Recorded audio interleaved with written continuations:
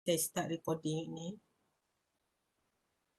Jadi untuk dekat cek tu, you tulis nama, nombor matrik dan kelas hari apa. Macam biasa, nanti saya nak sort. Saya tak buat lagi Google Form.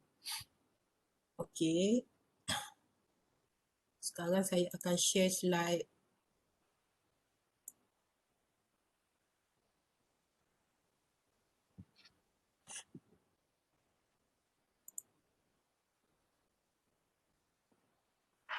Okay, slide ni ialah long term financing. Pembiayaan. Kalau kita cakap biasa ialah macam you buat pembiayaan ataupun you buat loan lah. Tapi long term, jangka panjang. Sebab financial management decision is about long term decision. Sebab dalam chapter 1 dia ada financing decision. Kalau finance manager dia buat keputusan apa. Sebab IDN semua yang you belajar ni, sebab you nak buat decision. Decision you sama ada nak teruskan ke ataupun nak stop. Nak accept atau nak reject. Dalam semua kan ni sebab kita nak buat keputusan. Salah satu tu decision is melibatkan dapatkan keputusan untuk dapatkan financing. Kalau investment decision nak duit financing ni maksudnya duit yang you nak bawa masuk ke dalam syarikat. It's about corporation, firm, company. Okay. Jadi stock and bond yang topik yang kita nak cover is about the financing. Financing tu pembiayaan tu diperolehi daripada saham dan daripada long term debt, hutang. Okay, sekarang ni saya nak you faham apa term-term ni. Jadi bila you baca slide pun nanti, oh, ni maksudnya apa. Jadi kalau you tak faham, you boleh onkan you punya audio tu, boleh tanya, boleh stop saya. Sebab saya tak nampak muka student. Okay. Dan dia melibatkan, yang ini dia macam saya ambil pun daripada sumber pelbagai, dah lama slide ni. Jadi saya pun secara lalulah. Sebab untuk subjek ni, you faham konsep dan you kira. Nanti yang penting you faham dan you boleh kira. Dan you faham benda yang you kira tu. Okay. So, ini ada stop. Salah satu keputusan tu, you dapatkan pembiayaan tu daripada saham. Kalau US dipanggil stop sebab buku teks you US kan. Kalau UK dipanggil shares. Malaysia dipakai shares. Kalau you tengok yang dekat annual report, dia banyak guna shares sebab kita ikut UK punya lah. Benda yang sama, cuma dia punya ada US punya English dengan UK punya English. Jadi orang yang sama. Benda yang sama. Lepas tu dia hutang.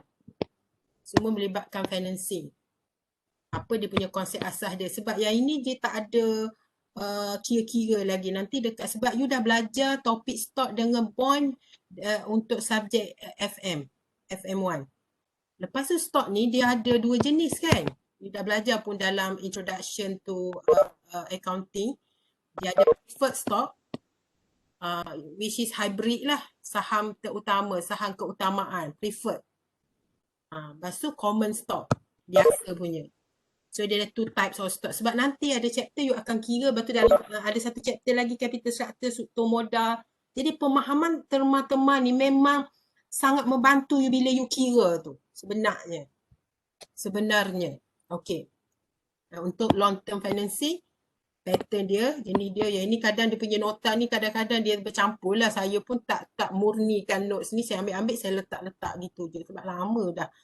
Masih dalam 2-3 tahun. Lepas tu trend ni recent, mungkin tak berapa recent lah dengan pandemik. Masa ni tak ada COVID lagi. Struktur modal. Capital is melibatkan long term. Capital market, pasaran modal. Market, dia ada banyak jenis market kan. Kalau orang Islamic finance, saya pun ada Islamic capital, ada Islamic, ada conventional. Kalau capital ni melibatkan yang long term. Kalau yang short term, less than 1 year, money market, pasaran wang. Itu beza. Struktur modal you datang daripada apa? Debt ni dan equity. Nanti you belajar nanti. Equity ni ada saham, ada retained earning, ada shares yang sedia ada dan preferred stock, common stock. Tapi yang dua ni adalah berkaitan dengan stock atau shares. Dia ada 4. Dan you belajar cost of capital. You kira cost untuk capital tu. Maknanya dia punya formula nanti terbalik je. Maknanya dalam exam kalau you jawab topik stock and bond, formula dia sama yang terpakai untuk COC. Jadi pemahaman di situ. Maknanya kalau you hafal satu formula sebenarnya terpakai untuk you 3 chapter. Masa saya dulu 20 tahun lebih yang lepas, punyalah faham. Sebab kita tak nampak dia punya pemahaman tu. Jadi kalau you boleh score lah sepatutnya. Sebab kadang benda tu dia jadi susah sebab kita tak tahu, kita tak belajar kan. Kalau kita belajar dia akan jadi senang. Okey, sekarang ni method kaedah kita nak secure. Secure ni nak dapatkan, you nak secure ni you boleh dapatkan pembiayaan tu melalui internally dalaman, luaran. Kalau you nak kahwin, nak dapatkan duit, nak bayar hantaran tu, internally you minta dengan parents you. Tak payah kena cost lah. Parents you bagi percuma. Okey, ayah sedekahkan, abah sedekah bagi you 10,000. Lepas tu yang selagi you pinjam dengan bank rakyat contohnya. Ataupun you issue saham. Biasanya kalau kerja-kerja kerajaan dia pinjam apa. You dapat external financing which is will cost you. Kan? Yuran apa. Jadi kalau internal ni yang daripada retain earning tu, pendapatan tertahan tu yang ditahan tu retain, dia tak distributed as dividend. Okay, lepas tu dia akan ada funding, external fund tu datang daripada dua. Pertama hutang, long term debt, which is bond. Belajar dah kan? Instrumen hutang long term ialah long term debt instrument. Dan yang keduanya ialah equity. Equity ni terdiri pada saham, shares ataupun stock. Tapi dalam textbook tu dia pakai stock lah sebab buku US. Dan retain earning. Retain earning ni adalah equity. Tapi kadang-kadang orang kata kalau equity ni orang andaikan equity equals to stock. Boleh juga. Tapi kalau lebih tepatnya, maknanya saham pun dia terbagi kepada dua. Common dengan preferred. Nanti dekat chapter stock benda yang sama juga. Actually. Yang ni lebih pada, yang slide ni lebih pada pemahaman. You baca slide tu, you dapatkan istilah tu, so bila you baca chapter tu, you buat calculation, you ada feel. You jadi seronok sikit. Dia tu par, nilai par dan tak ada nilai non-par value untuk stock. Dia ada value lah. Nilai par tu masuk apa? Kalau sudah accounting, saya rasa tak patut ada masalah. You dah biasa book value, market value. So, banyak term-term accounting di sini juga. Authorized versus issued. Cuma kita nak tahu secara operationalize dia. Authorized ni you bagi authority. Maksudnya kepada shareholder. Dia dah milik dah saham tu. Dia dah beli. Issued ni dia baru issue lah. Yang dia approve by the untuk issuekan. Company boleh issue berapa unit saham. Capital ini istilah dia capital surplus. Nanti ada dekat following slide retain earning tu apa, MV, BV, replacement. I rasa you already comfortable with the term. Dan what does it mean? Shareholders right. Shareholders ni adalah owners of the firm. Dia adalah pemilik syarikat. Shareholders, stockholder, share kan, pemegang saham. Stockholders, shareholders, apa hak dia? Dia ada voting rights. Lepas tu dia ada hak untuk dibayar dividen. Sebab kalau you beli saham, you akan dapat dua iaitu capital gain. Daripada modal you RM1 tu, capital gain atau capital loss. Kalau you invest dekat stock market, kalau you beli saham amanah pun, ASB apa, you akan dapat. You beli RM1, you jual RM1 20%. Jadi you gain 20%. Kan? Kalau you beli RM1, jual 8%, you loss lah. Dan dua daripada dividen. Pembayaran dividen. Kalau benda tu dibayar dividen every year. Kalau you beli saham. Ini maknanya pulangan sekiranya you are the shareholder of the company.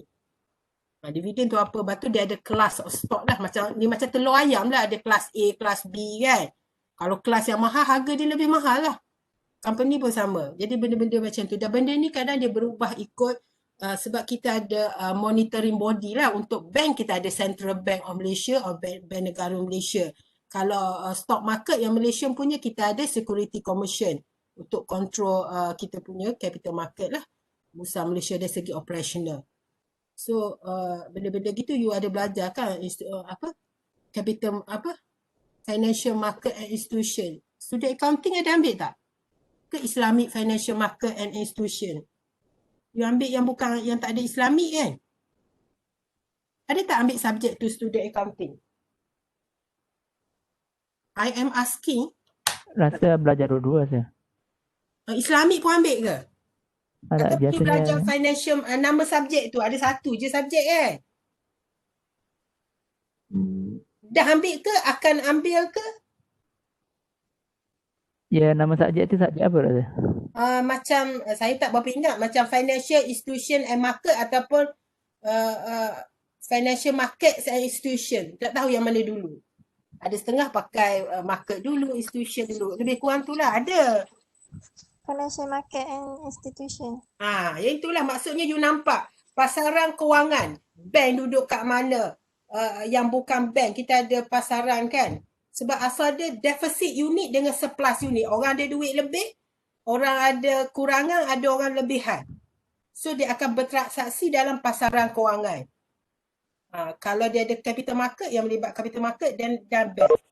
Itu secara ekonomi yang besar lah you belajar tu. Ada institusi yang bukan bank, you belajar jugalah. Dia lebih macam banyak baca, ada a bit of calculation, tak berat lah. Tapi dia macam you boleh nampak lah.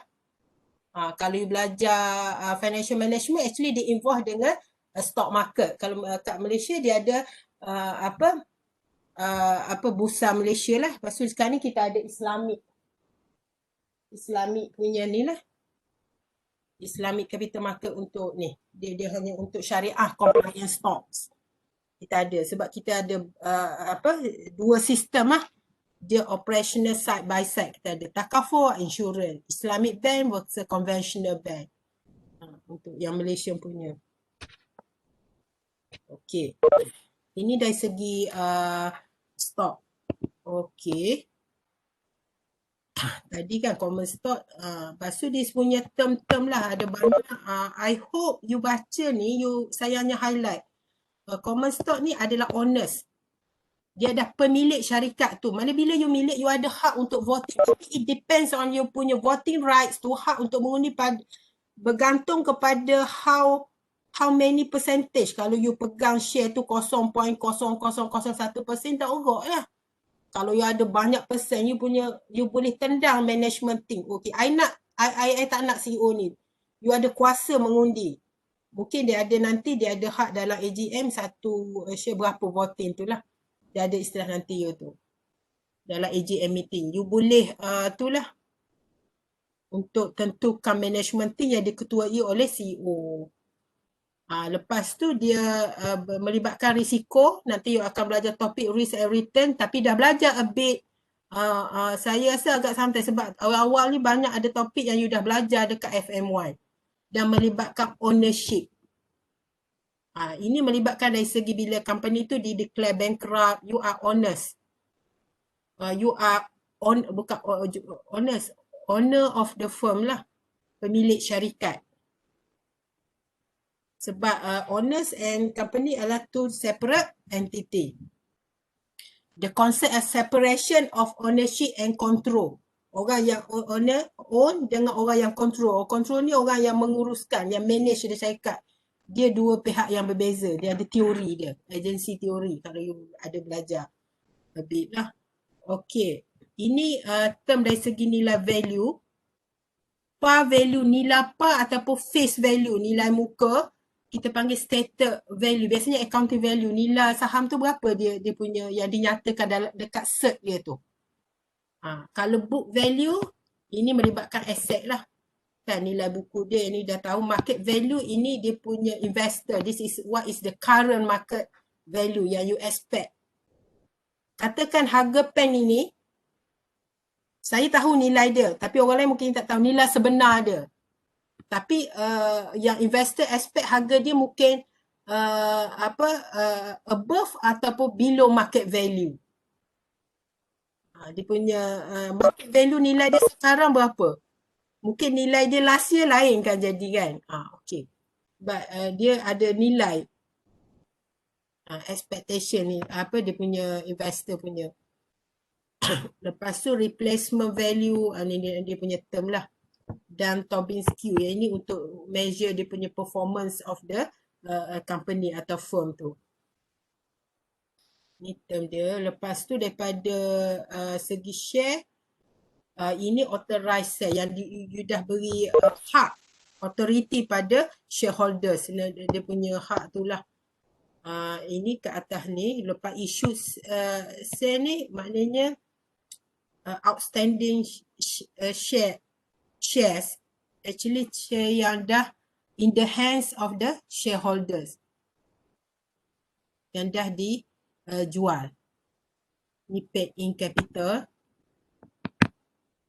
Okay, ni retain earning, yang ini you tak yang di retain in the company. Mungkin dia management decide kita retain the income atau earnings ni, kita tak distribute lah. Kita simpan untuk next year kita nak buka new branch, whatever reason. Okay. Mungkin benda yang sama jugalah. Ini term par value. Nanti you akan jumpa dekat apa itu value. Banyak lah nanti you akan jumpa. Dan you dah jumpa pun sebenarnya. So this is the ni lah. Saya rasa tak ada masalah. Ini you boleh tengok. Maybe apa lagi? Ada yang nak, okay. Ni kalau authorized to issue ni, you diberi hak untuk issue. Tapi company tu decide nak issue berapa, it depends on them.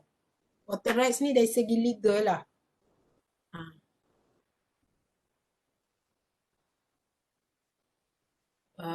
Kemudian sama ada you nak tambah dari segi, katakan you ada existing share, you nak add new shares, itu ada dia punya tu lah. Ada proses-proses dari segi ni, you boleh dilute, cairkan dia punya share, satu split share, macam-macam lah. Ini depends on the ni. Okay.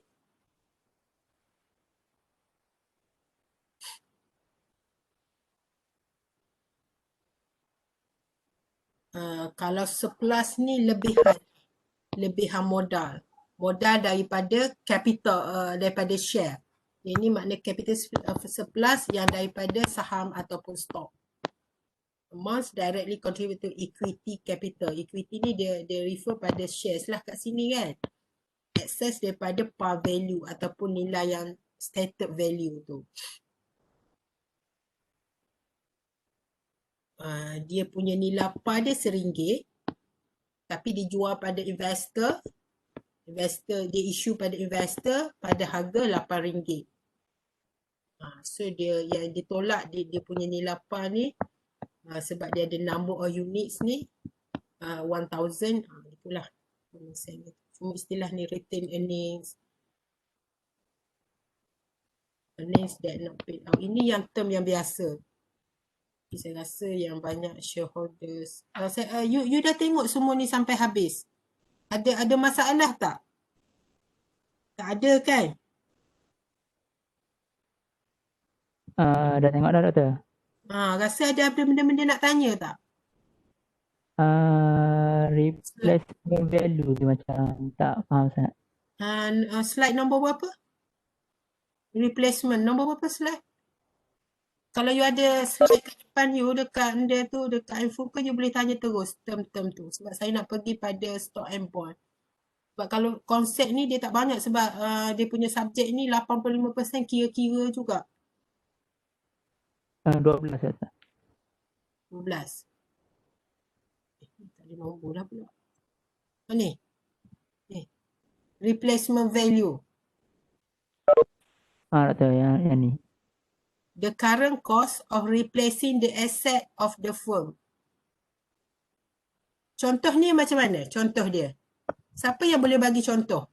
Ini memang accounting punya term. Replacement value. Katakan you nak buat, you ada kilang mesin kan? You ada mesin baru dengan mesin lama. Mesin lama ni dah 10 tahun pakai, nak cetak t-shirt yang tu kan. Jadi you nak tukar dengan mesin baru, you akan buat decision sama ada nak baiki mesin lama ke nak beli hot baru. So kalau you nak buy kios baru, you akan incur the cost kan? Cost tak? Nak buy key pun incur the cost, nak beli pun incur the cost. Replacement value, nilai gantian ke penggantian, tak tahulah saya. The current cost of replacing the assets. Sebab nanti you akan nampak benda topik ni, replacement ni you akan belajar dalam ada topik yang belakang nanti dekat final. You akan lebih jelas lah, dia ada pengiraan, soalan, dia macam-macam case. Tapi secara umum ni, sebab kadang kita tak nampak benda tu kalau dia tak ada contoh. Faham tak? Sekarang ni you ada contoh, saya bagi contoh mudah tapi saya tak tunjukkan lagi lah. You nak buat decision. Decision you sama ada you nak baiki, kadang-kadang you ada 3 pilihan pun tapi you akan kira minimize the cost, maximize the value. Nanti you nak buat, dia punya tagline bila you nak buat keputusan. You kena minimize the cost tapi at the same time you maximize the value.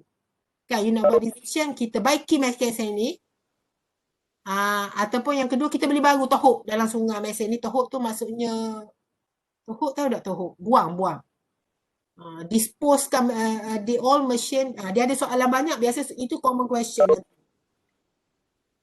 You akan belajar dalam apa? Yang topik-topik yang last. Topik tu biasanya final lah.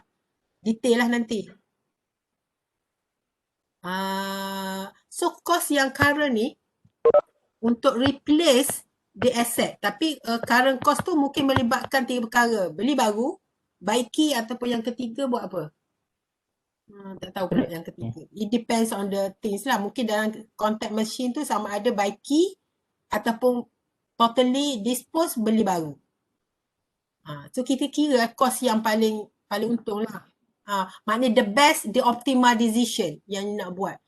Optimal tak sama dengan best decision. Mungkin orang tu, bagi orang tu yang makan sepinggan nasi, mungkin sesuai untuk A tau. Tapi ada setengah orang yang kalau dia makan setengah pinggan tu dia dah kenyang. Ada setengah orang 2 pinggan pun tak kenyang. Maksudnya, apa saya nak cakap yang the best for you, for him, for A, doesn't mean the best juga untuk for B. Company pun sama. Orang pun sama. Mungkin orang tu badan dia besar, so dia perlukan lebih banyak energy. Dia kena makan 2 pinggan minimum. Itu tak ada rasa lah, baru lekat celah gigi. Tapi orang tu kalau badan dia kecil, perut dia kecil, mungkin dia makan setengah pinggan dah the best for her. Maknanya ada orang tidur 5 jam okey, tapi sebab tu kita tak boleh follow orang. Because we are ni, dalam finance kita ambil kira tu, masa nak buat decision. Company pun sama, setiap kita berbeza lah. Itu secara umum lah saya tu. Boleh faham tak? Maksud replacement value. Minimize the cost, maximize the value. Value for the firm. Because goal of the firm ialah maximize the value.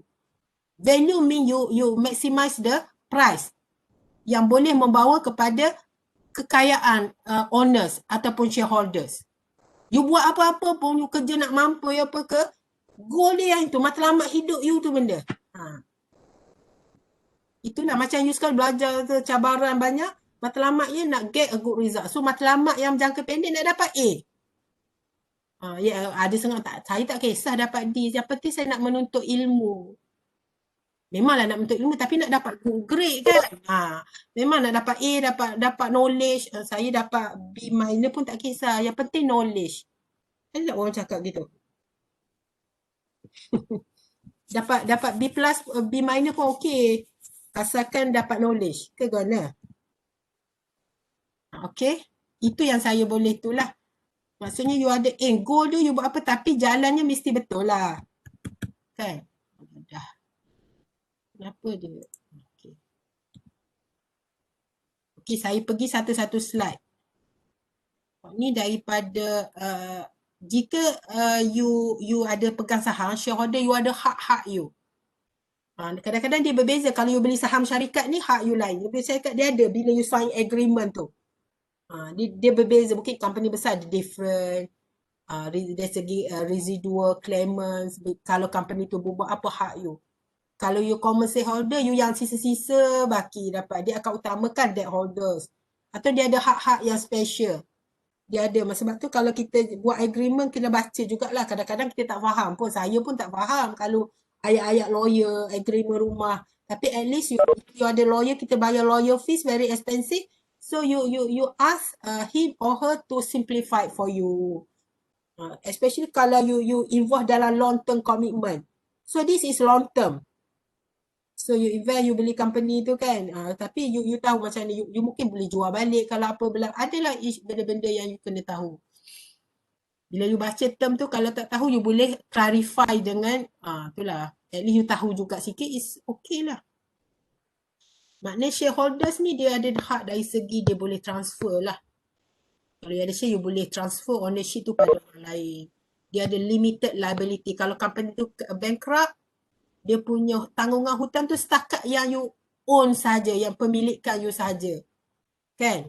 Yang ini you tahu kan beza antara dalam chapter 1 kan, beza antara sole proprietorship, pemilik tunggal, partnership and corporation atau company. Kiranya sole proprietorship dengan partnership tu lebih kurang sama ciri-ciri dia. Strength and weakness. Orang accounting kena tahu dalam introduction principle accounting wajib ada lah saya rasa. Masa tingkatan 5 pun belajar. Saya tak belajar accounting, saya science student. Saya tak ambil accounting. Saya buat rayuan untuk ambil degree accounting. Saya suppose ambil engineering dekat universiti lain. Fizik saya very good, tapi saya tak minat. Saya nak jadi engineer tak? Macam mana tak? Saya dapat offer. Saya tak pernah ambil accounting. Saya cuma ambil accounting masa degree. Dan saya rasa saya tak minat accounting. Tu saya tukar finance. Masa tahun 2 ke, semester berapa? 2, semester 4. Semester 3. Ada 3. Lepas tu bila you ada share, you ada untuk pilih directors. Directors ni, board of directors. Board directors ni bukan orang yang urus syarikat. Macam kalau universiti dia ada orang yang urus universiti adalah VC dan pekerja dan staff-staff lah, termasuk pesyarat uruskan dia mengajar apa kan. Board of director ada lembaga LPU, lembaga pengarah universiti, dia hanya oversee. Kalau kat sekolah, guru besar dan timnya dan cikgu-cikgu lah, cikgu banyak kategori, cikgu kanan, cikgu kiri, cikgu biasa, cikgu bawah adalah kan, cikgu counselling. So dia management team. Yang CEO dia adalah guru besar atau pengetua. Tu dia ada PIBG kan, ada presiden, pengurusi PIBG. Pengurusi PIBG macam pengurusi LPU lah, ataupun board of director. Kakak institusi LPU tu BOD lah. Tu bahasa Melayu, bahasa Inggeris. Kalau orang tu PIBG, dia ketua PIBG, dia ada kuasa tak kat atas? Guru besar ke yang mana tu dari segi pengurusan sekolah? Sekarang dulu kan pernah berlaku isu kan. Seolah board tu kadang-kadang berlaku juga. At one time, because of political, board tu lagi kuasa daripada VC. Kalau dekat universiti, Vice Chancellor of the University. Tapi dia berubah ikut keadaan juga. But you understand the governance system of tu. Sekolah, kalau you nak senang nak faham, governance sekolah. Dia sama je, company pun lebih kurang. Cuma dari segi urus dia berlain sikit. Good governance of the university, dia ada lembaga LPU, pengurusi LPU. The chair of the BOD, board of director, dia ada panggil chairman. Kita pun ada. Yang menguruskan management team, ada CEO kita adalah vice chancellor. Lepas tu dia ada timbalan naik chancellor, akademik, ada bahagian HEPA, bahagian TNC tu. Tu yang top management lah. Saya ni yang bawah-bawah tu. Kan yang mengajar tu, yang menggerakkan. Macam tu. Dia akan, this is the board. Management ni yang CEO, board ni akan, dekat company dia akan hire or management. Hire ataupun dia boleh tendang management dekat board meeting. Start daripada CEO kan, you nampak masa chapter 1 tu. So, dia panggil this is the control mechanism of the shareholders. And the shareholders atau owners akan pilih directors, BOD. BOD ni akan pilih management team. Ini bidang dia panggil corporate finance. Kalau orang bidang specialization dia finance, bidang pengurusan macam you kan, kalau FM1, FM2, lepas tu paper yang FM3 tu dia panggil corporate finance. Belajar sama je, benda tula, benda yang the same, tapi dia lebih case study advance. Dia fokus pada company, corporation. Dia tak belajar yang ratio analisis tu, tak ada dah lah. apa yang topik-topik dia fokus pada about corporation, apa yang melibatkan corporation stock. Lepas tu ada lagi yang tu lagi investment. Paper investment ni melibatkan basic dia ialah stock valuation saham. Lepas tu dia ada mengenai saham-saham, ada dia boleh jadi satu subjek. Lepas tu advance pada investment dia ada portfolio. You belajar saham tu. Actually belajar pasal saham je sampai jadi advance. Saya pun tak faham kenapa. Tapi saya ambil semua lah. Kan? Belajar kira-kira kan.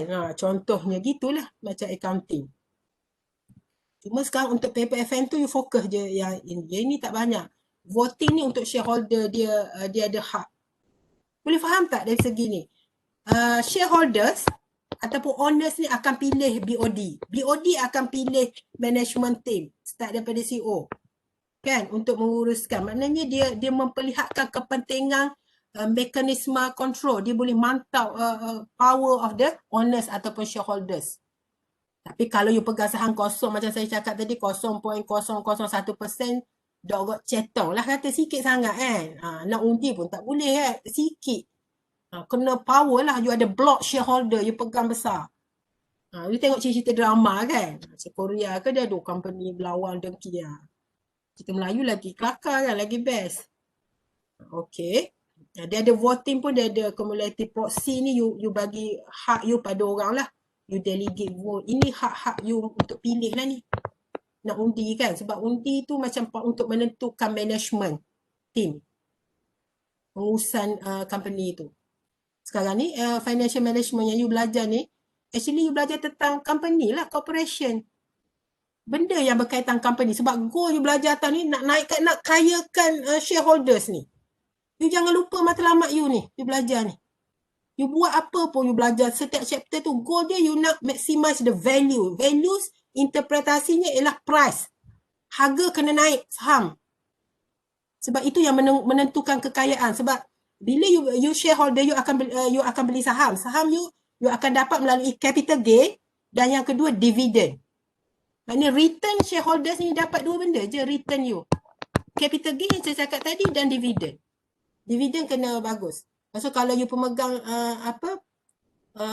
preferred stock, you akan maintain dividend kan. Itu macam dia punya hybrid.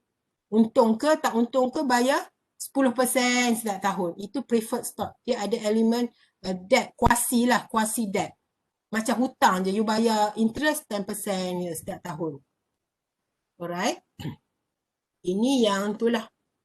Banyak konsep sahaja yang kat sini. Jadi sebab tu yang kalau kelas online ni lah saya punya masalah.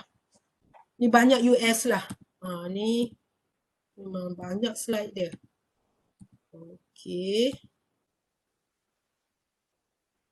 Ini tadi pasal saham. Common stock ini pasal debt. Tapi ada dekat ni lah. Kalau debt, yang ni dekat bond. Ini debt equity.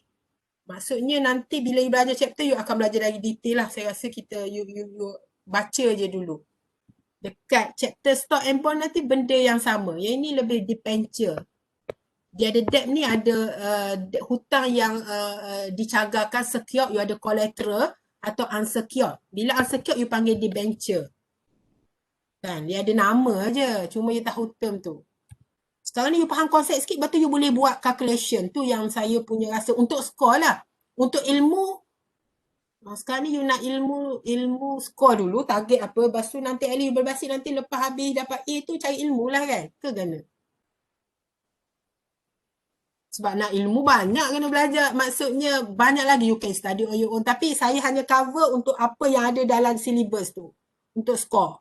Ke guana? Saya tamak doktor. Saya tamak doktor, nak dua-dua. Nak dua-dua. InsyaAllah. Sebab you belajar pun dapat knowledge. At the same time, you perform a good result. To make your parents very happy. Atau your girlfriend lah. Nanti cancer nak kahwin nanti kan. Dan result CGPA teruk. Masa depan, walaupun CGPA yang bagus tak menjamin pekerjaan. Tapi tengok CGPA sedap kan, sedap je tengok kan. Selalunya kalau boyfriend girlfriend, yang girlfriend ni lagi bagus CGPA. Masa saya muda-muda dululah kawan-kawan kan. Yang makwanya skor, yang power tak erok, tak tahu pasal apa. Kena lagi bagus lah lelaki imam kan. Imam kena duduk depan lah, jangan imam duduk belakang. Ada ke imam makmum. Makmum. Okey. Makmum tu apa? Yang semayang jemaah kan? Saya bukan. Okey. Cerita apa yang tajuk dia makmum tu? Cerita drama. Okey.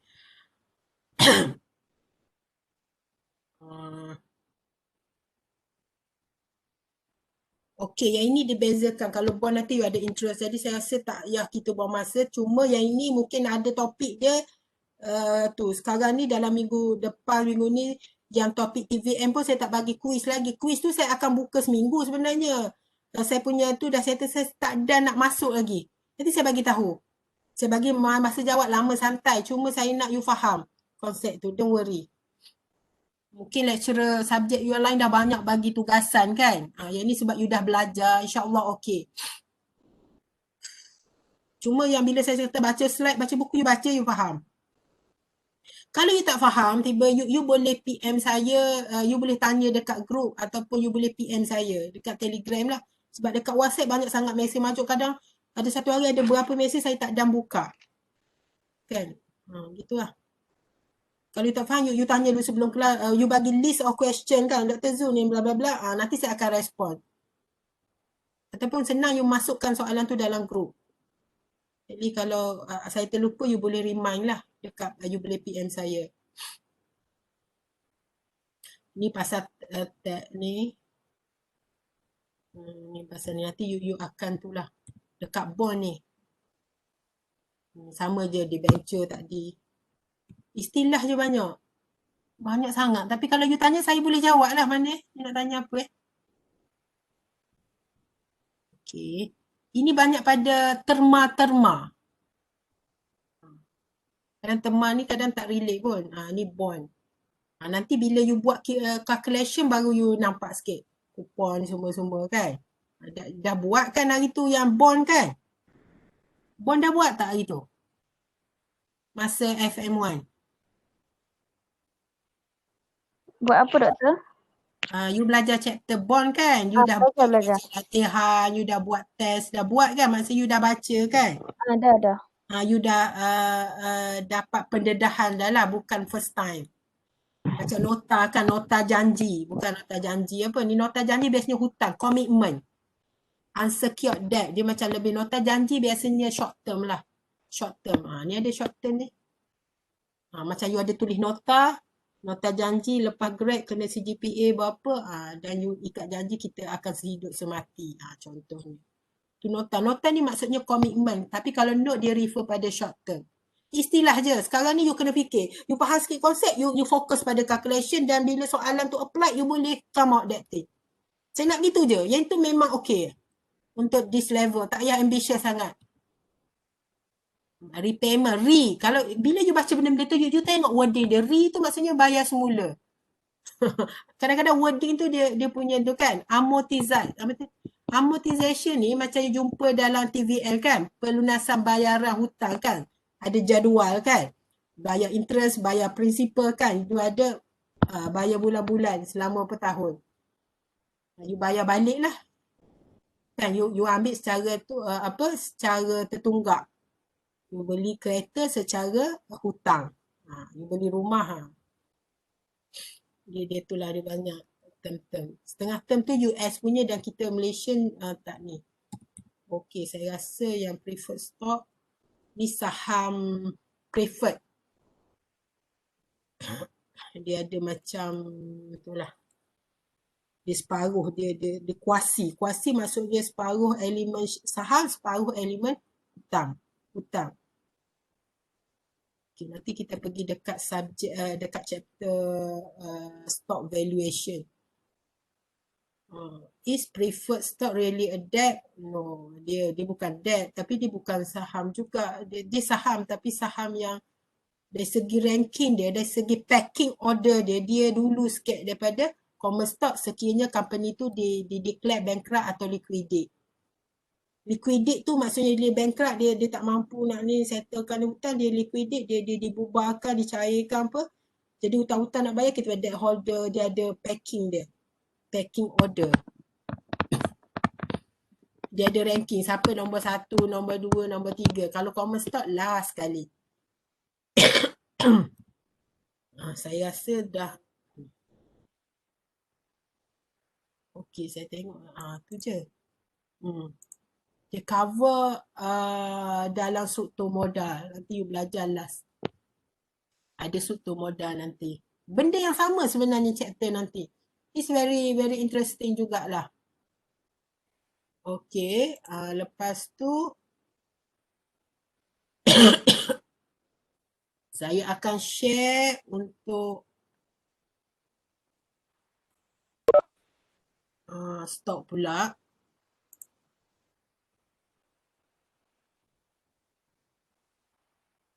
Ini stok. Tak buka lagi ke?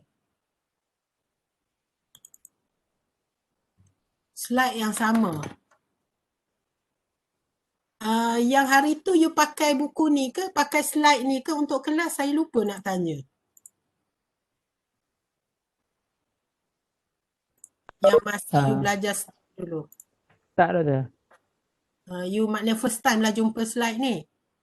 Sebab you bilang kan, sebab untuk stok kita tak cover. Tapi yang awal-awal sepatutnya dah cover. Hanya satu kaedah yang ni.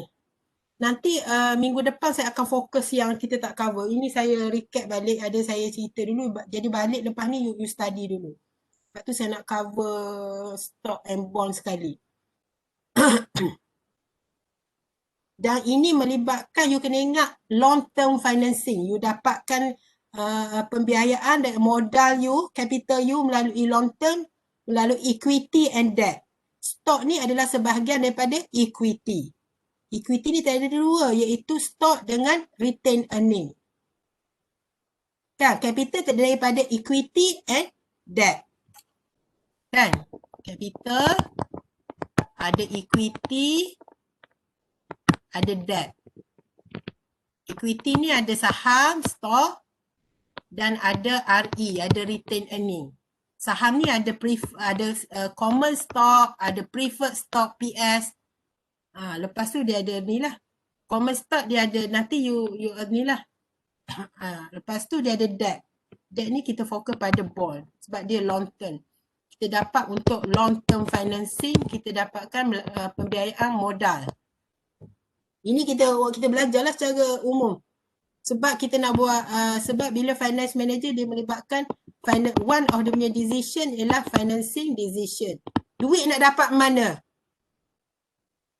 Kalau investment dia say, duit ni nak perhabis mana? Dapat PT dulu, hutang ke apa-apa you dapatkan, you belajar itu working capital mana WCN. Ialah short term. Short term debt, short term current lah, maksudnya current asset, current liabilities.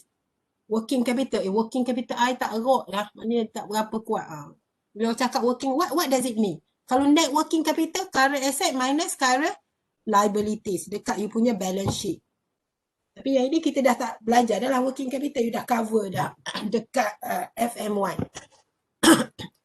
Banyak berlaku budak-budak student, dia kira-kira lalah dia tak faham pun benda dia kira apa. Okay, kalau saya student saya suka tengok learning goal ni. Objektif bila belajar kita cover apa. You boleh bezakan debt dengan equity. Kan? Lepas tu equity dia ada common dengan preferred stock. Apa ciri-ciri dia, features, characteristics dia. Lepas tu sekarang topik ni ialah mengenai valuation. Value. You nak kira price. Harga. What is the price of the stock? Maknanya sebab tu dia ada VO. VO refers kepada present value. Setengah buku dipakai V ataupun dipakai PO, price. Tak kisahlah, V tu value, P tu price. Hello? Kelas. Hello?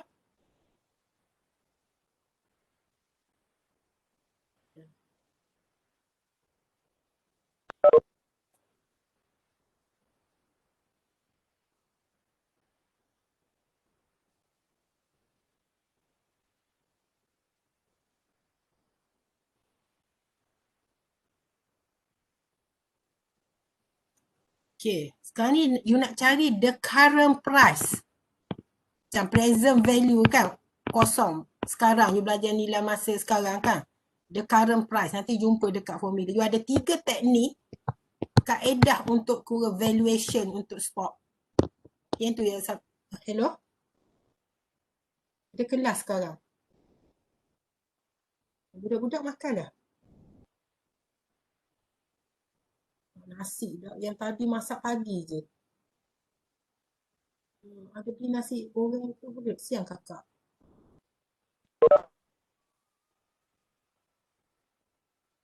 Okay, bye. Anak semua belajar online. Saya pun dah pening. Apa budak-budak kan grup sekolah rendah. Cikgu bagi dekat WhatsApp. Dia grup parents.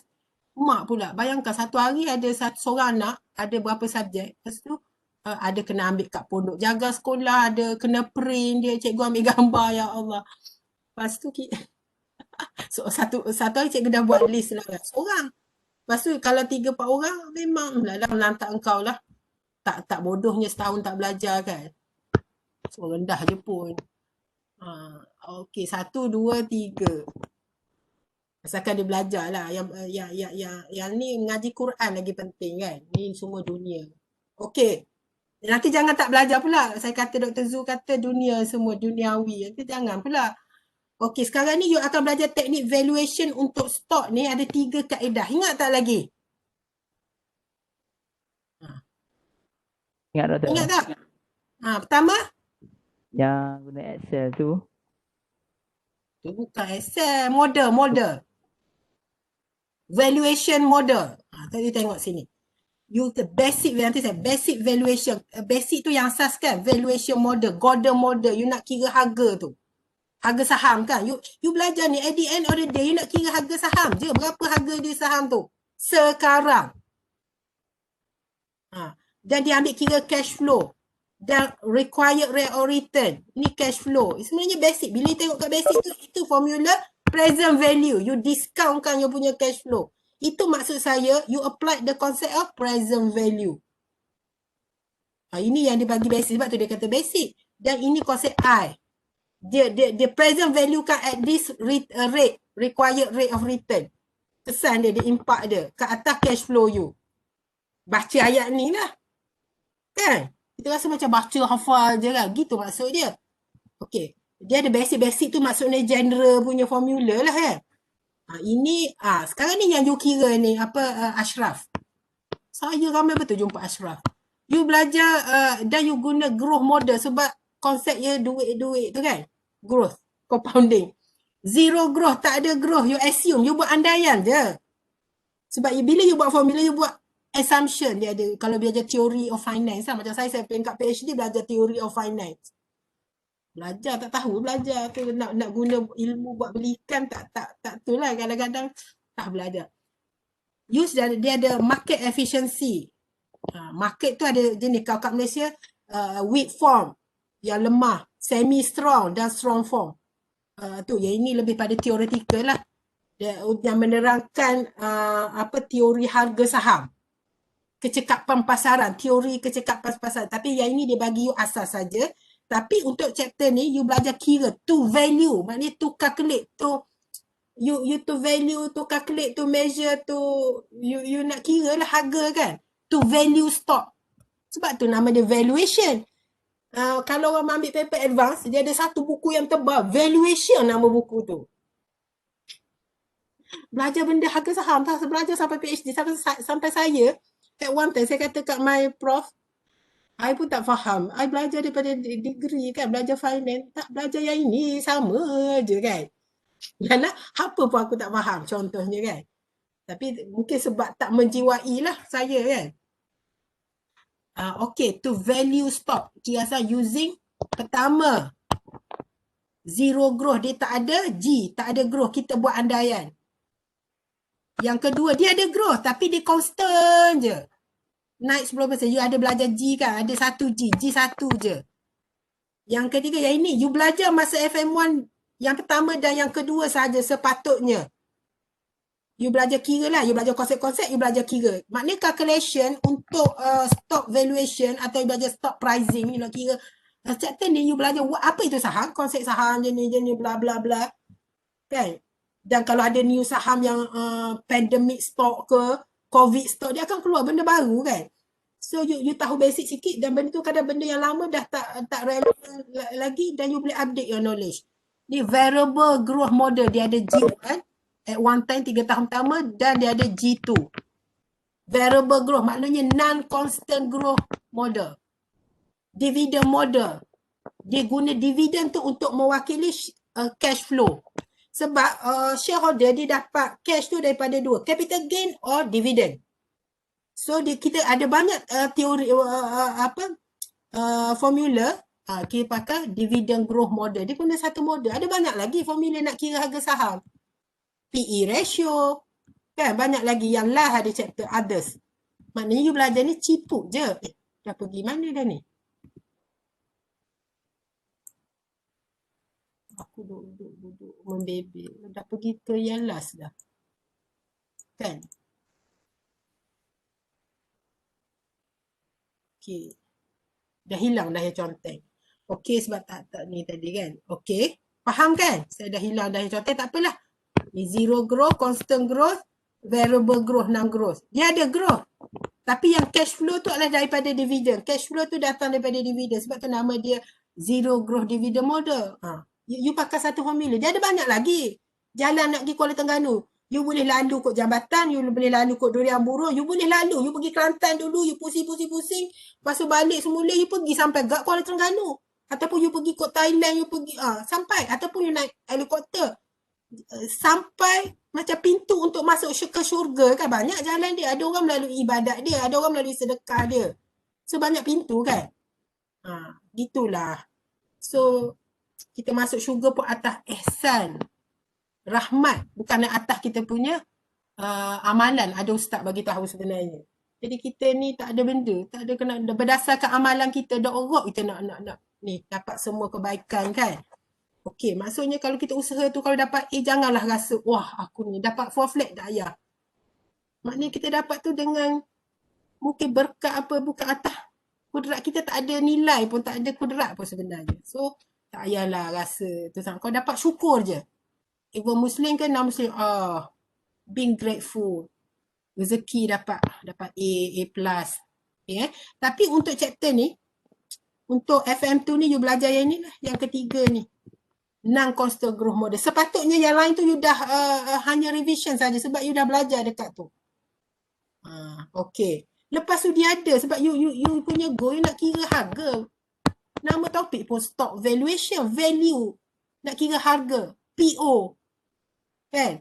Yang pasal ada kaedah lagi nak kira harga saham ni, price order stock.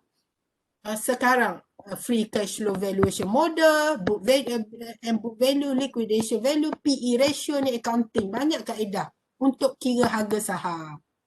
Tapi kita fokus pada ni lah. Dan variable growth ni dia agak sebab dia ada G1 and G2. I nak yang ni fokus, saya akan bagi tugasan nanti untuk latihan lah. Maknanya tu kena buat individu, saya masukkan kat klik. Ni.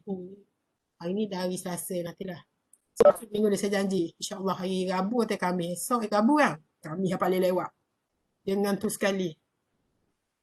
Tak apa buat je. Kalau ada masalah, saya kata tutup sistem, saya buka balik sistem. Don't worry. Tapi kalau saya strict, kalau tengok mood saya lah.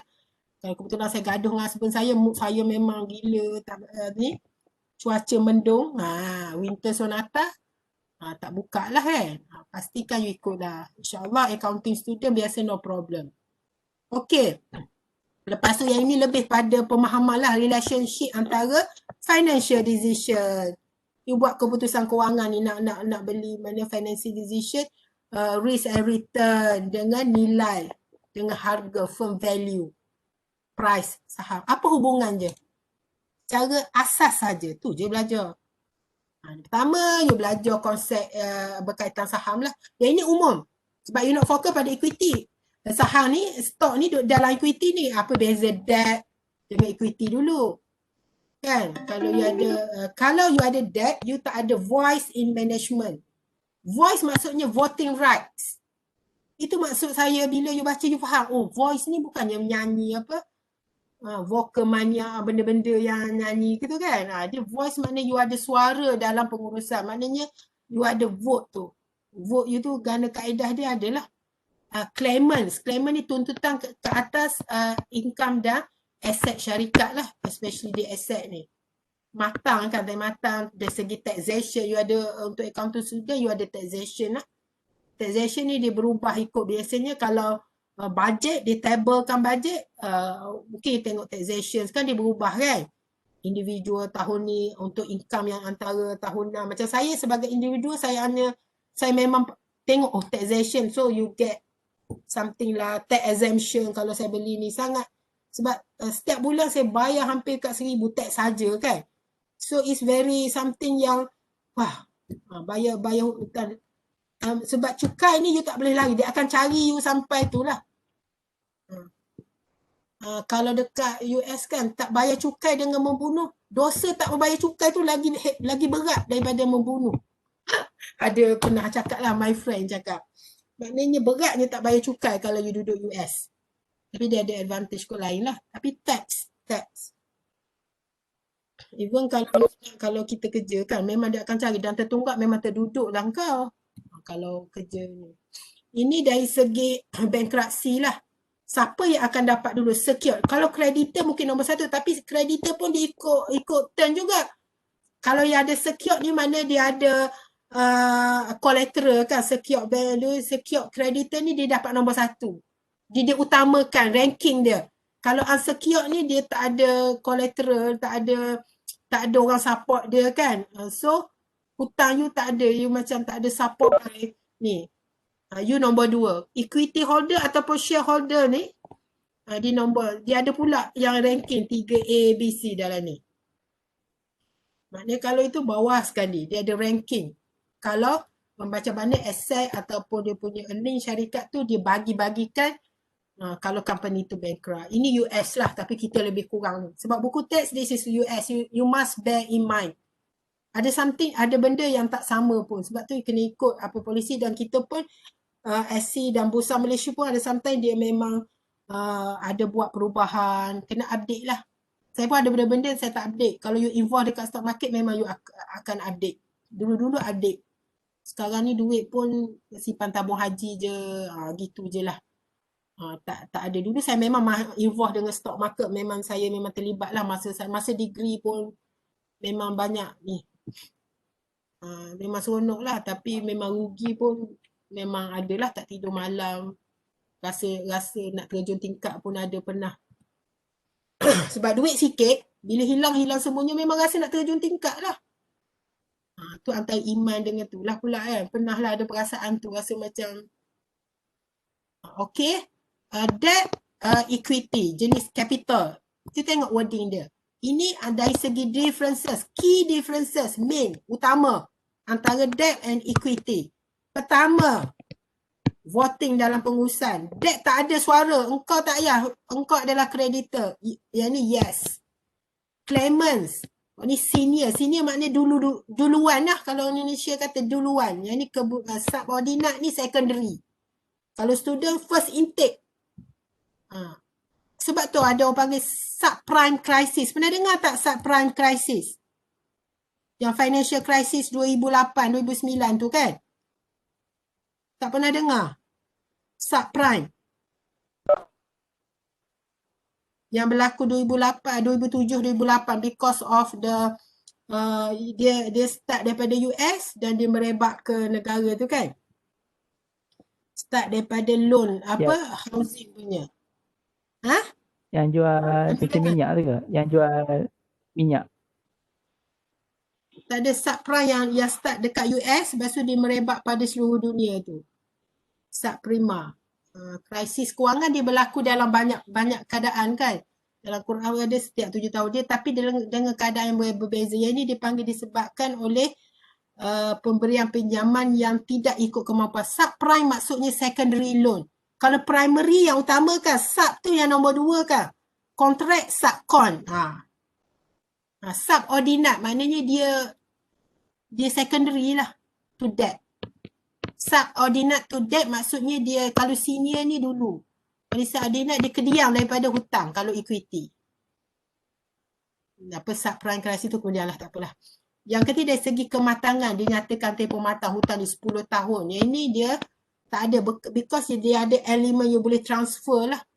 Hak pemilikan you boleh transfer. Kalau you mati, you boleh transfer pada orang yang you nak bagilah. Kan? Yang keempat dari segi tax.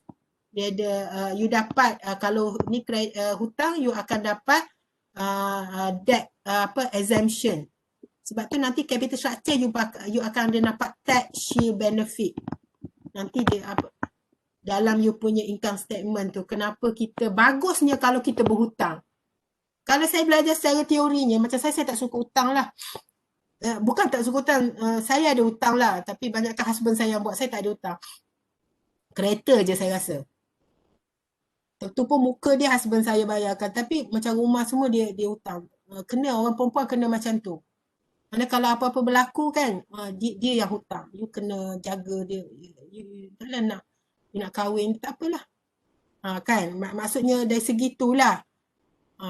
Tak boleh sweet lain. Dari segi benda ni you kena itulah. Untuk girls kan. Tax shield ni is good.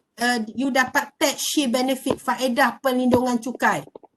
Sebab you dapat interest deduction kan. Dalam income statement you tolak interest punya expenses, you tolak kan sebelum you dapat earnings. Nanti you nampak dekat tu. Maknanya kalau you hutang lagi banyak, you akan you potong, you tolak interest expenses tu lagi banyak, you akan yang pendapatan yang dicukai tu akan makin sikit lah. Tapi dia ada optimal level.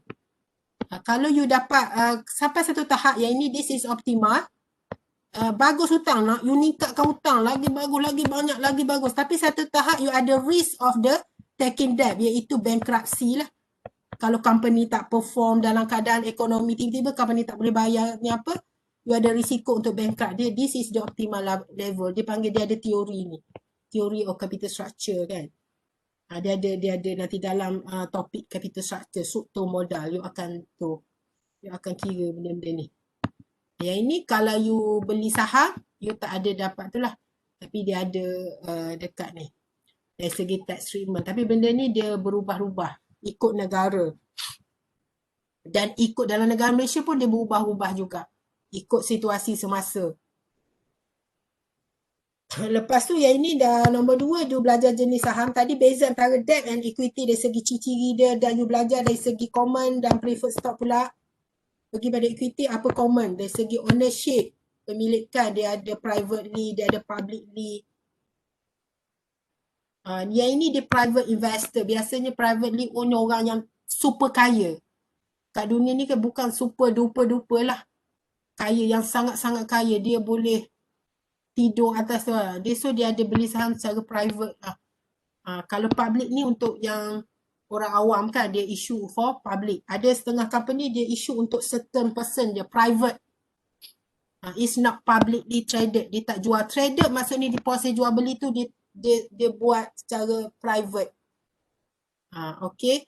Closely owned maksudnya dia hanya untuk yang dia macam lebih kurang sama private, tapi dia ada beza. Mungkin kalau closely ni dia ada hubungan family ke, kawan-kawan BFF ke.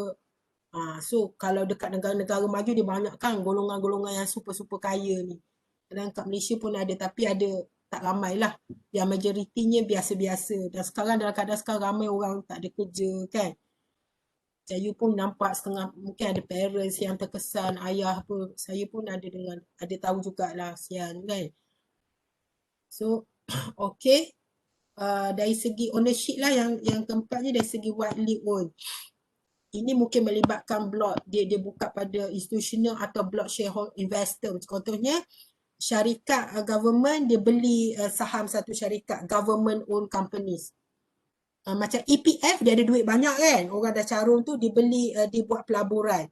Ataupun tabung haji kan dia asyik, orang simpan-simpan duit, dia pun buat pelaburan, dia beli saham dekat company mana-mana yang syariah ke apa kan. Itu dia panggil dia EPF atau tabung haji ataupun syarikat institutional tu kita panggil institutional investor. Kalau macam orang biasa dipanggil retail investor, runcit. Retail investors atau individual investor. Kalau institutional atau block investor yang dia macam pelabur institusi. Katakan kerajaan state government of Terengganu dia invest. Dia beli saham apa company. Unrelated individuals atau ni lah. Ni white ni. Dia pegang banyak. White ni macam banyak dia beli block. Kalau retail ni beli secara runcit. Kalau individu biasa dah banyak lah. Kecuali you memang orang yang kaya. So dia dari segi islah lah. Ni par value ni, maknanya common stock pun dia ada par value. Tapi kita banyak tekankan pada bond lah dari segi kiraan dia. Preemptive rights. Hak, kalau bahasa Melayu pun saya rasa hak preemptive. Cuma ejaan dia pre-E-M-T-I-F. Begitu kot. Dia tak ada preemptive.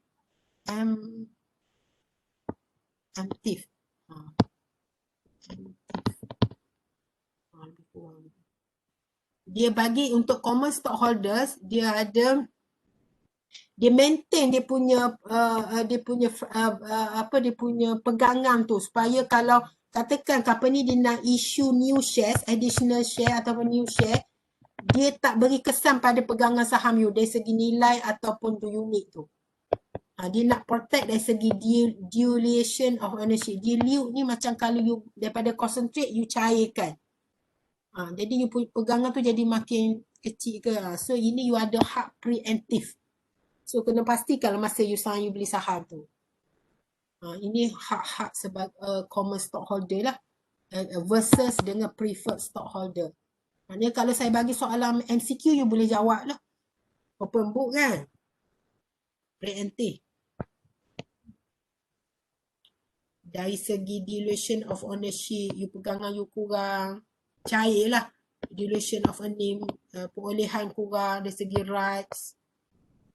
Kalau dari segi rights tu, kalau you existing, maknanya pemegang saham setia ada, tiba-tiba company nak issue new share or additional share, dia bagi you hak untuk beli additional shares at harga discount lah, below the market. Dia ada hak. Benda-benda tu dia berbeza lah. Tengok kalau beli saham tu, company tengok macam tu. Ini macam tadi juga. Authorized. Corporate charter ni dari segi legal lah. Macam guaman untuk company punya legal punya aspek. Sebab sebelum isu saham dia melibatkan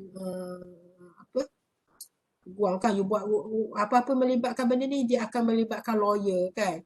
Perundangan, agreement tu kan, dia kena dapat dari segi aspek legal tu kena approve. Allow lah, allow macam approve lah. Outstanding. Outstanding kalau kita translated into bahasa Melayu, it is outstanding shares, saham yang telah diterbitkan. Maknanya saham yang telah issue share yang dah dipegang, held in the hands of investors. Tangan pada investor ataupun shareholders. Pemegang saham. Maknanya dia dah issue. Kalau outstanding shares tu, kalau issue sell kan, kalau outstanding tu dia beli dah saham tu. Tadi tengok balik kan. Yang saya tunjuk tadi. Dia dah ada hak dah ke atas saham tu. Dia dah beli dah. Kalau yang issue tu company baru issue tapi orang tak beli lagi kan. Outstanding shares maksudnya saham yang telah diterbitkan. Bukan outstanding tu yang berdiri, bukan. Okay, treasury stock, saham perbendaharaan ni government punya stock. Okay.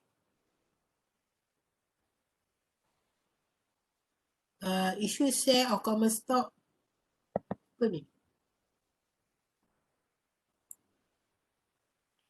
At biofuel. Kalau repurchase maknanya dia beli balik saham.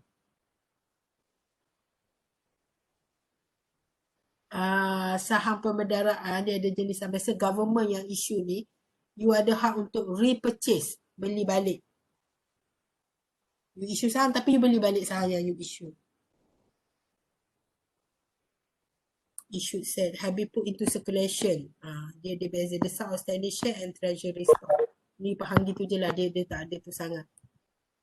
Okay, saya rasa tak ada masalah. Yang ni bila you baca common stock shareholders equity tu dia ada istilah ni lah. Berapa total equity yang company ada. Dia authorize, dia bagi dari segi hak berapa, lepas tu dia issue berapa. Kadang-kadang dia company tu boleh dia legal, pihak perundangan dia bagi you hak untuk keluarkan 35 juta saham, unit saham lah dalam unit. Harga seunit berapa kan? 80 sen yang ini. Tapi company hanya issue 15 juta saja. 15 juta ni berapa persen lah daripada yang di authorize kan.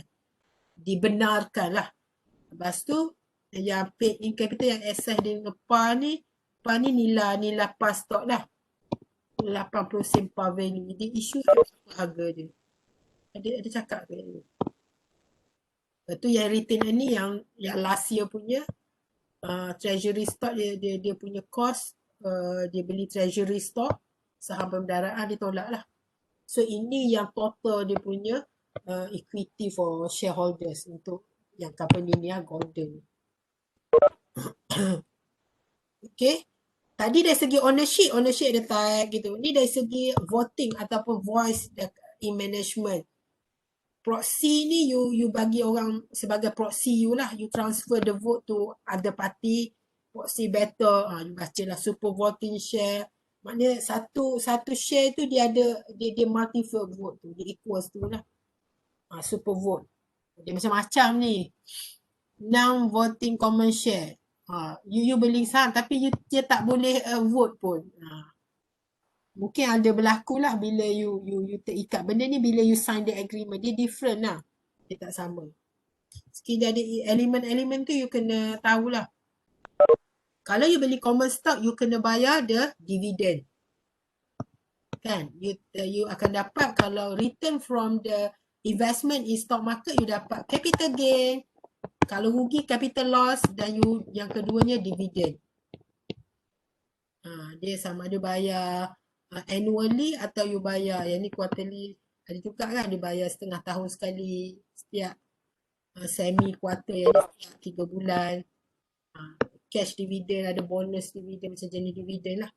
Dah sejam tapi saya sambung. Kalau you tak ni, you boleh keluar lah. Okay. Sebab saya record ni. Okay. Yang tadi common stock. Yang preferred stock dia ada common stock pun dia ada par value juga. Ada setengah tak ada. Dan dia ada juga no par value.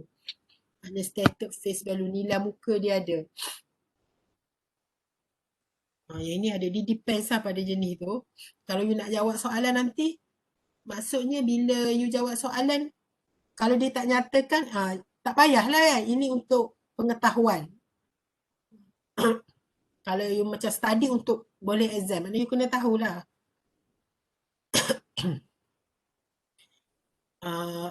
Ada company, dia bergantung pada company tu lah dia buat decision nak issue ke tak preferred stock. It depends on them. Dia punya ciri-ciri preferred stock ni dia ada dari segi restrictive lah. Tapi ini depends juga pada company tersebut. Dia agak rigid lah. Covenant dari segi ada peruntukan tertentu yang dia ada macam syarat-syarat lah. Yang menghakkan dia tak boleh buat apa boleh mana kalau you pemegang saham preferred stock tu. Okay, yang ni callable ni boleh panggil. Tapi conversion common stock ni pun ada juga sebenarnya. Market efficiency. You dah belajar market efficiency kan? Ni teori ni.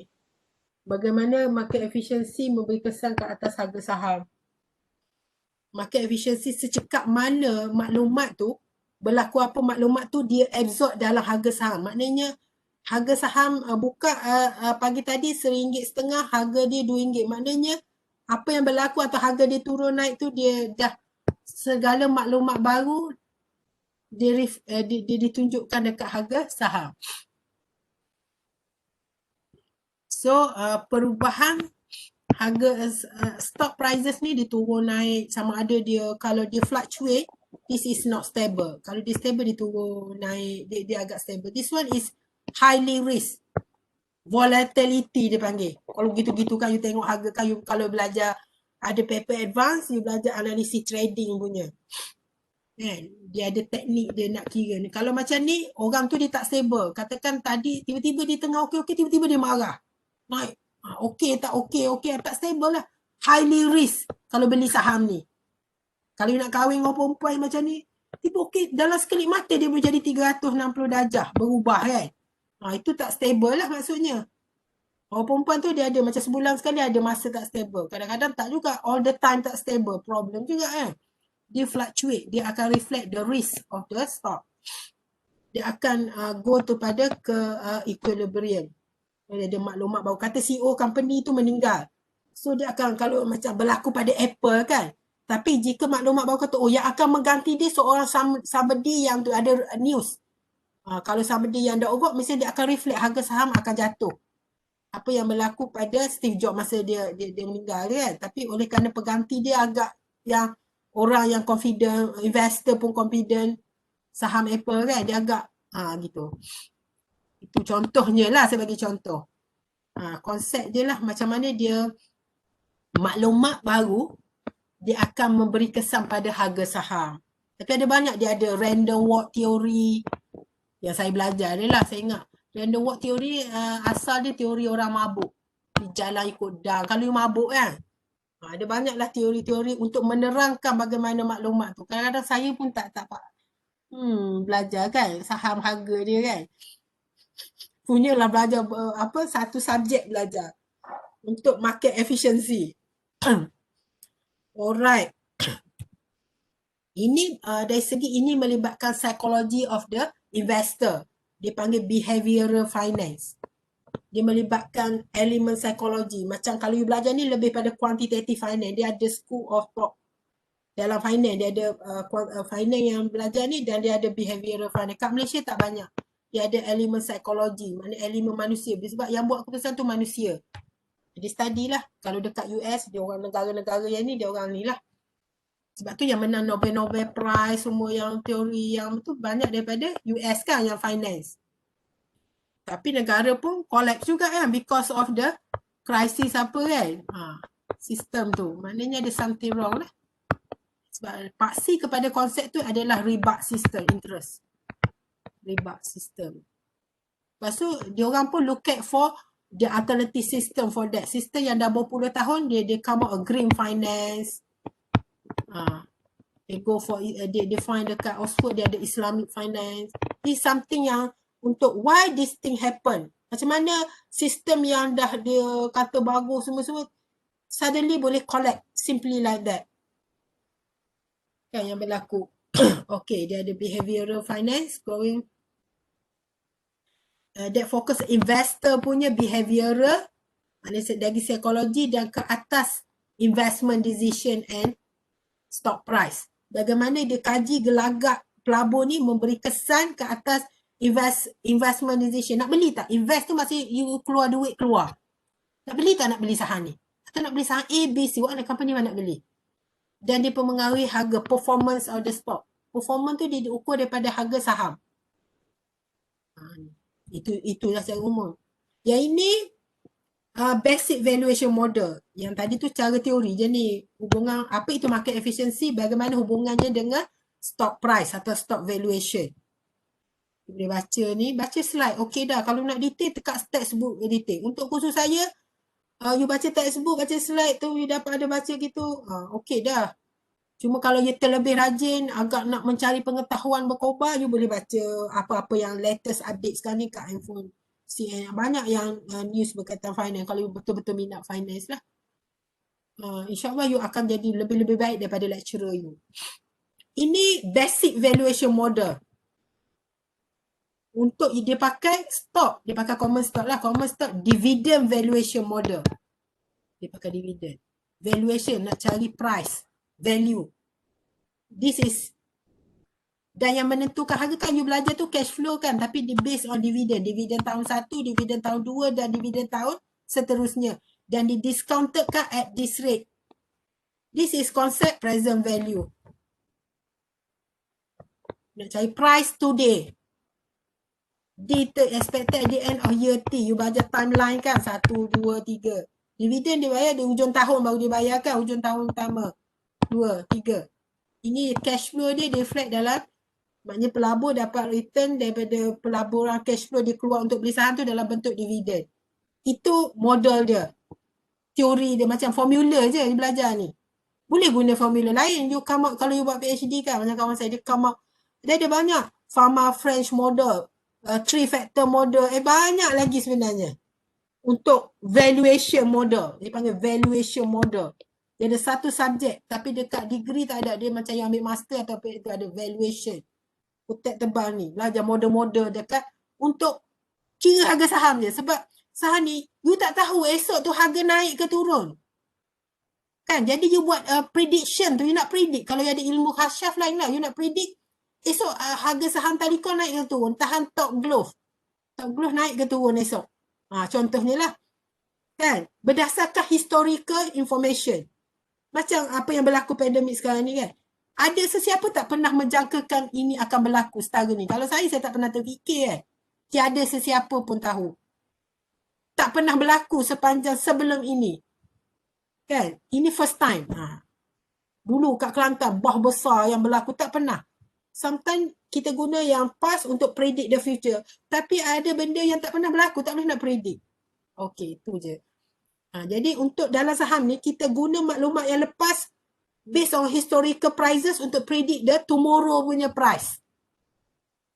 Maksudnya harga dividen ni, tahun lepas ni kita nak ni nanti. Harga saham ni berapa based on nanti tu, apa kira harga saham hari ni? Bukan hari ni, maksudnya tahun ni, sekarang lah. Nilai sebenar saham ni dengan kalau kita jangkakan, kita boleh agak, kalau kita jangka kita akan dapat dividen berapa-berapa. Ini adalah I, interest rate lah, required rate of return yang kita jangka kita akan dapat kalau you invest. 1 plus I ataupun R kan, to the power of 1, tu tahun 1. Ini basic dia. Based on present value. Tapi you ada yang pertama untuk ni zero growth, you belajar kan, tak ada growth. Bla bla bla bla. Formula akhir dia yang ini. Yang zero growth. Maksudnya saya bagi dekat list of formula PO, D dah dia satu je, tak payah tulis D1 pun tak apa, nak tulis pun tak apa. Kalau tak nak tulis pun tak apa. R tolak G. Kan? Nanti dekat COC, cost of capital, yang ini you nak cari price tau. Price you tak tahu. Tapi dekat C nanti you nak kira R. R you tak tahu. Ini R is given. This is required rate of return. Nanti ada satu chapter you kira cost of debt. Cost of equity. Equity cost of preferred stock. Cost of common stock. R. RS. Common stock. R. Return earning. Kan? R of preferred stock. Yang ini R is given. Okey, ni yang pertama lah. Yang ini dia derive je. You dah belajar pun. You derive. D sama D2 dia gitu kan. Ini maksudnya dah terbalik.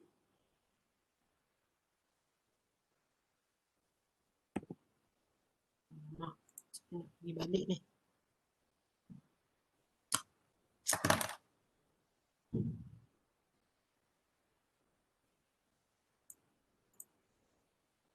Dah sejam setengah. Setengah jam lagi boleh tak? Setengah jam lagi boleh tak? Boleh doktor, tapi pukul 5 tu kita ada kelas. Oh, ya ada kelas pukul 5 Okey, saya ambil 15 minit Oh, banyak data.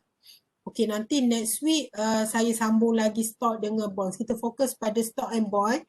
Okey, sebab bond dia okey, cuma saya nak, sebab minggu ni saya masuk dulu latihan, tapi kalau tak boleh buat tak apa, saya ada masa. Cuma saya nak tadi mana jap? Okey. Dan dia ada 3 formula kan untuk kira PO kan, based on growth model atau Gordon model ni. Gordon, kadang dia panggil Gordon. Gordon ni orang yang cipta model ni. Kalau Ashraf model kita panggil Ashraf dividend. Boleh je. Kalau you cipta your own, you buat PhD, you come out your own model untuk kira benda-benda. Kawan saya dia buat PhD price lah. Dia guna model, dia come out dengan dia punya model sendiri. Untuk kira harga saham. But it's not easy lah. Saya tak sanggup. Dia bijak tak apalah. Dia grad University London School Economics tak apa. Saya setakat grad degree UUM saya buat apa asalkan dapat PhD je saya punya aim masa tu kan. Nanti kalau nak ambitious sangat langsung tak dapat. Lepas tu tak betul. Ramai juga kan tak siap ke. Gordon. Dia ada sini. Orang ni nama orang yang cipta model ni. Formula ni. Dia ni untuk kira constant growth. Dan ini digunakan untuk preferred stock juga. Sebab preferred stock, dia punya growth tak ada. Dia tetap je bayar. Kan? You ni. Dan keduanya, ini terangkan dia ada teknik dia buat apa gini-gini sebenarnya.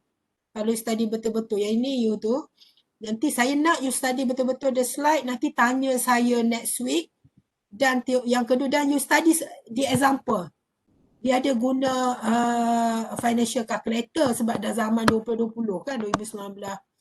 Orang dah tak pakai table. Tapi you try to use table. Kalau you ada financial calculator pun guna apps tu. Dan dia kira yang ini untuk yang pertama lah. Ni contoh dia. At least you understand dia tu.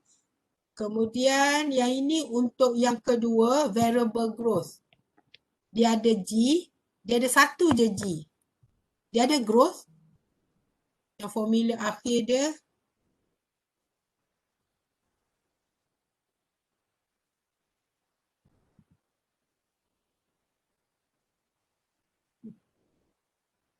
Yang ini ada G ke yang ni? Yang ini ada G. Bukan ni. Constant. Yang ni yang kedua kan. Zero growth. Yang ni yang kedua. Dia ada G. Silap. Yang ini tak ada G. Zero. Zero tu nehi. Zero growth. Dia tak ada G. Mana dia? PO sama juga ni. D plus R. Ini untuk price untuk preferred stock juga. PO untuk preferred stock. Dia tak ada G. Tidak tadi. Satu ni. Yang ini yang kedua. Dan yang ketiga. Yang tiga dia sebab dia ada variable. Variable ataupun non-constant.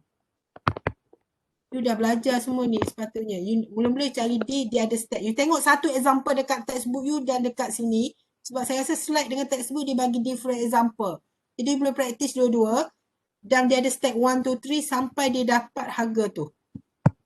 You kena mahir stat ni. Nanti soalan untuk kuis saya akan keluarkan yang stat yang ketiga ni. Okay. Dan dia ini. You buat ni. Saya tengok you study. Nanti kita cepat pergi. Terus saya akan tu. Yang ketiga punya teknik. Kaedah kira. Lepas tu yang ini other punya. Others lah. Free cash flow punya. Lepas tu yang ni lah.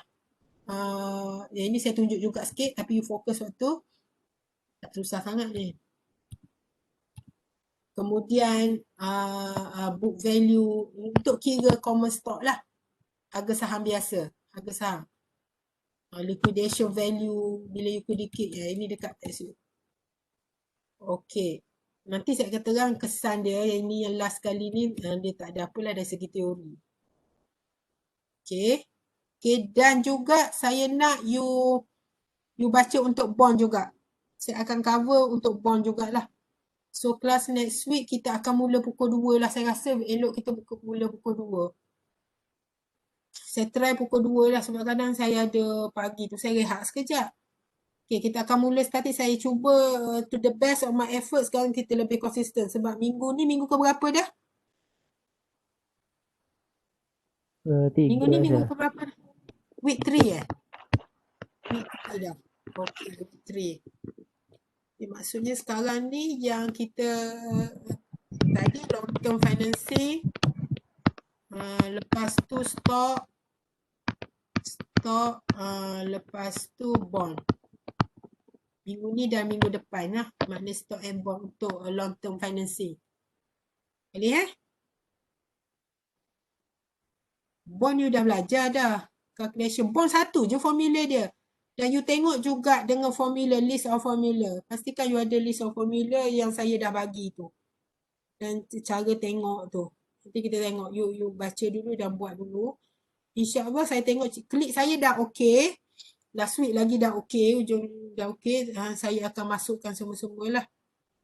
Okey. Tolong sediakan kalau boleh in group tu sebab saya akan mula bagi tugasan nanti. Satu tugasan yang saya bagi. Sebab saya nak individual pun boleh buat. Untuk group saya bagi satu tugasan dan juga ada latihan untuk group. Saya akan start bagi bila saya dah habis stok bond. Okey, setakat tu saja saya record ni. Okey. Ada apa-apa soalan tak? Saya rasa agak kelang kabut juga. Okey tak setakat ni rasa?